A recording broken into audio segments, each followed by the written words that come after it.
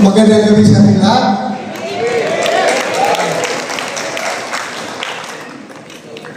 Ayaw ko ba ako? Dito na ako eh. Kaya, alam nyo, even before the recent developments, I was really decided, I have really decided to run again for re-election. Lalo na ngayon, halos araw-araw, kung makita nyo dyan sa Quad Committee ng House of Representatives, araw-araw binubugbog tayo.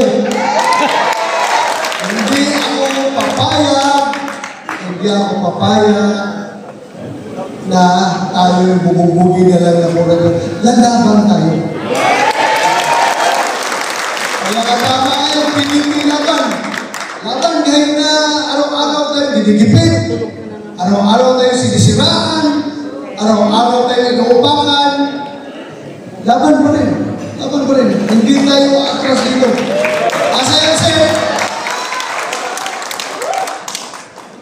Temporaryo lang yan. Bilog ng mundo. Bilog ng mundo. Ikaw ng mundo. Ikaw ng mundo. Kaya ang mga tao na yan na nagigipit sa atin ngayon, hindi man ugali ng tatak Duterte. Hindi ko tatak ng Duterte yan yung respect. Wala yan. Never yan.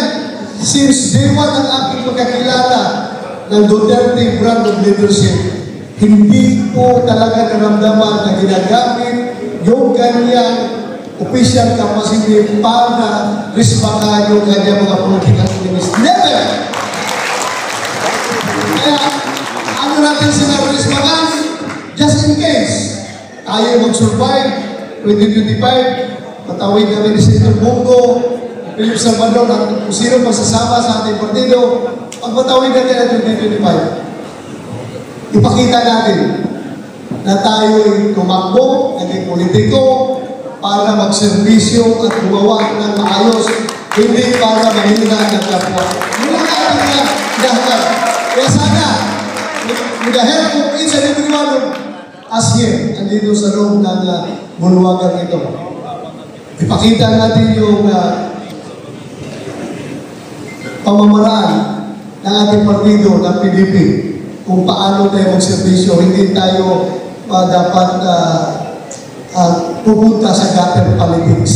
Yun lang po ang aming masasabi. Maraming salamat. Magandang gabi sa lahat.